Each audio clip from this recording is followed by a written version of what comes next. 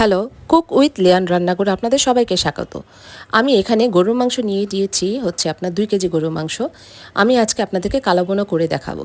এখানে নিয়ে নিচ্ছি হচ্ছে 2 চামচ আদা বাটা, 2 চামচ হচ্ছে রসুন বাটা, আর হচ্ছে মরিচের গুঁড়ো, ধনিয়ার গুঁড়ো, জিরার গুঁড়ো, আর হচ্ছে আপনার ধনিয়ার গুঁড়ো। তারপর হচ্ছে গরম মশলা, লবণ, এগুলো। আর সাথে হচ্ছে আপনার দিয়ে দিচ্ছে হচ্ছে পেঁয়াজের বেরেস্তা, কাঁচা পেঁয়াজ, আর এখানে হচ্ছে আমাদের গরম মশলা, সব কিছু একসঙ্গেই আমি সাজিয়ে রেখেছি। তো এখানে দিয়ে দিলাম।